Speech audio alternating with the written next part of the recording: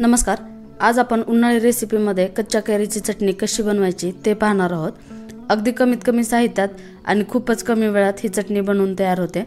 उन्हाळ्यामध्ये भाज्या खायची इच्छा होत नाही तर ही गोड आंबट तिखट चवीची चटणी तुम्ही नक्की करून बघा, तुम्हाला नक्की आवडेल. चला तर मग या कच्च्या कैरीच्या चटणीसाठी लागणारे साहित्य पाहून घेऊया.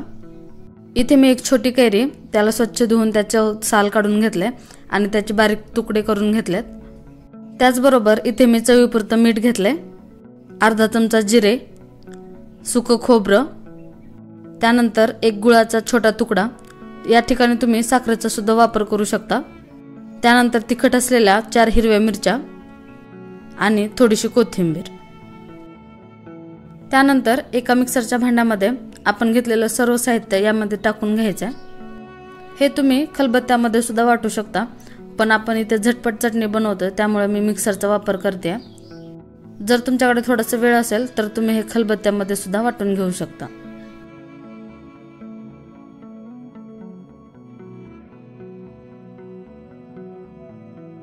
आता यामध्ये चवीपुरतं मीठ घालायचं आहे आणि त्यानंतर आपण घेतलेला गुळाचा तुकडा यामध्ये घालायचा आहे.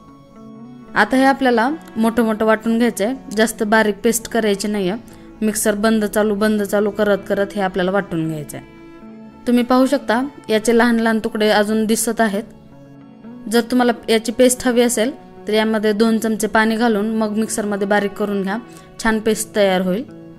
आता मी हे एका वाटीमध्ये काढून घेणार आहे. चला तर मग ही आंबट तिखट गोड चवीची चटणी तयार आहे. अगदी 2 ते 3 मिनिटात ही चटणी बनवून तयार होते. तुम्ही नक्की ट्राय करून बघा. चला तर मग पुन्हा भेटूया अशाच खमंग आणि टेस्टी रेसिपी बरोबर.